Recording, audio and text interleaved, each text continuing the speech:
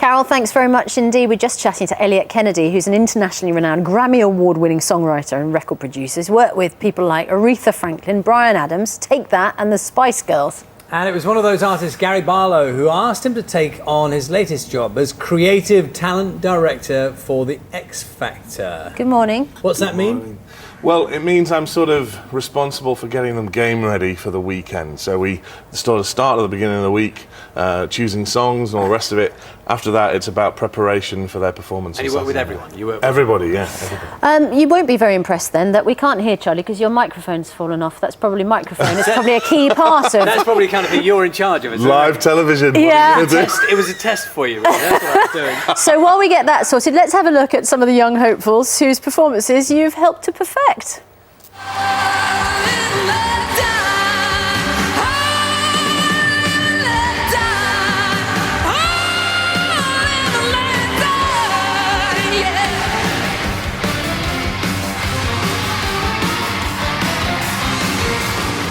believe in a thing called love. Just listen to the rhythm of my heart. The chance we can make it now. We can rock it to the break of dawn.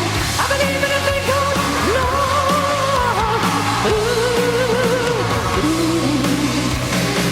I believe in a thing called love.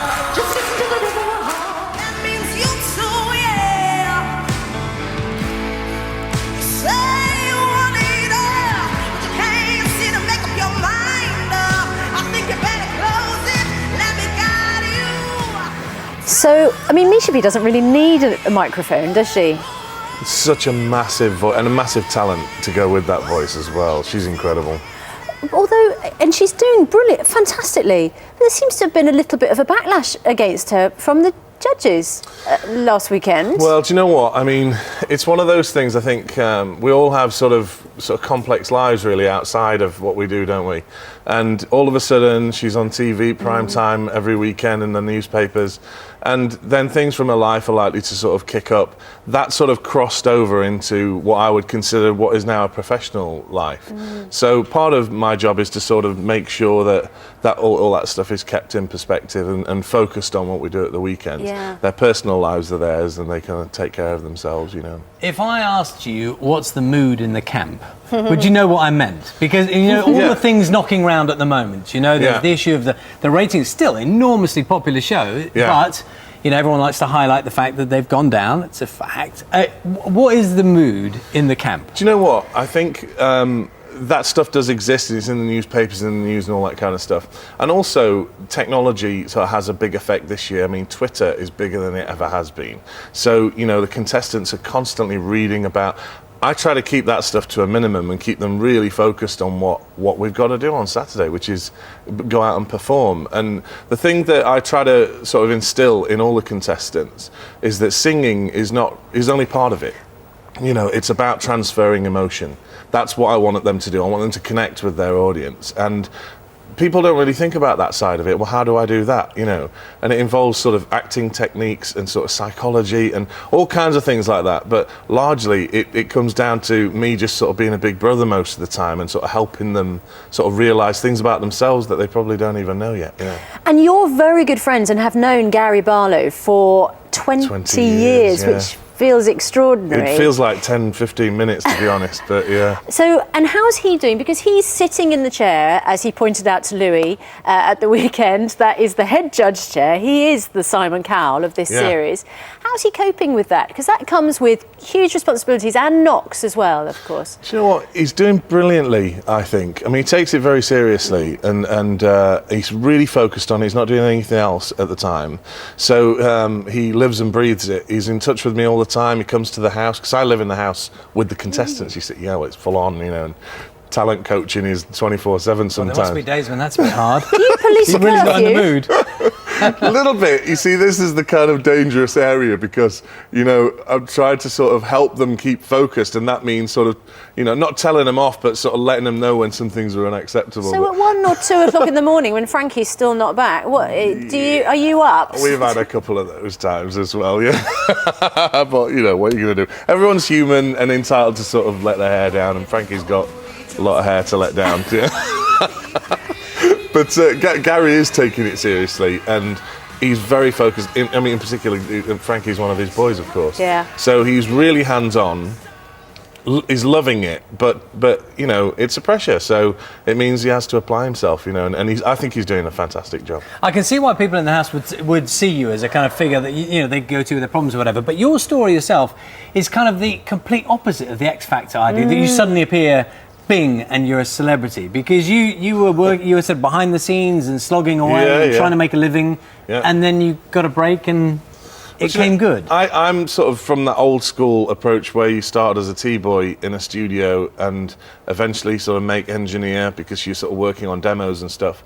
And eventually you get a song away. I mean, you know, as my day job as a songwriter and record producer, I've been doing that, you know, I can't remember not doing it. It's one of those sort of things. So the song which changed your life and turned you from T-boy into, you know, huge producer, songwriting guru, what was it? Well, in a way, it was with Gary, because I co-wrote Everything Changes with Gary, which was obviously the title of their second album.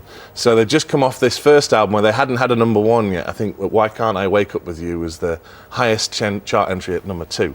And we started the Everything Changes album, co-wrote that song.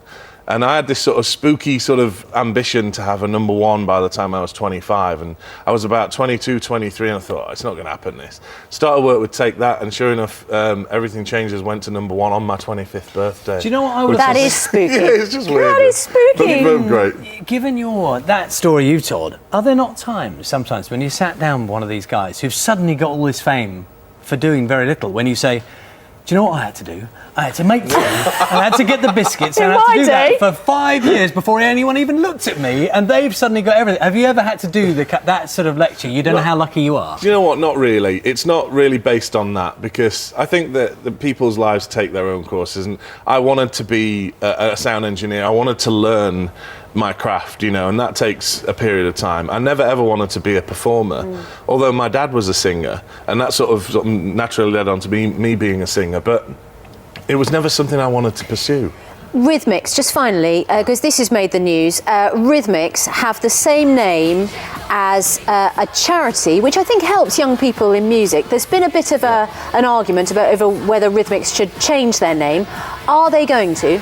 Now, I haven't been given the confirmation on this, but I probably know as much as you do. They are considering a name change. Right. I'm not sure if that's going to be revealed on the show or not, but yeah, I don't have that information as yet. No. Well, that's kind of hard, isn't it? They put a band together, they have an identity, people know them like that, and then... I feel sorry for them if that has to happen, because they really take it seriously. These girls, one of the things I love about being in the house is that you can tell the ones that really want this, because you go and stand out in the hallway and you can hear them. You can hear Johnny in that room, you can hear Misha up there, you can hear, do you know what I mean? And Rhythmics are doing their harmonies, rehearsing and the wrist. yeah, exactly. You can hear them sort of working out their parts and stuff, and the girls are just like, it's like having a hurricane in the house with you. They're so full of energy. Hearing Johnny rehearse, that must be interesting. You hear Johnny rehearsing at like 6:30. When he did in the morning or in the evening? The one he did last weekend. In the morning, you know, the one he did last weekend is not. It's not the kind of thing you want to wake up to, that high-pitched chorus. But do you know what? Johnny takes it seriously. He wanted to perform. And the viewers love him, don't they? Yeah, he's great. You know, what are you going to do? Yeah, well, great to see you too, Eliot. And Thank you you can very much. see Eliot's work on the finalist performances this Saturday on ITV1, 8 o'clock. It's a Halloween-y. Halloween theme this weekend, yeah. Not as controversial as the rock theme, then? No, I don't think so. But it was interesting that John Landis was here. We could do with his help on some of the monster makeup, I think. He might still be waiting. Yeah, I'm going to try and get his number. Thank you very much. Thank you. Thanks very much indeed. It's a Halloween theme on Strictly as well this weekend, and Chelsea Healy and her dance partner Pasha are going to be here in just a moment. But first, here's last look at what's happening where you are.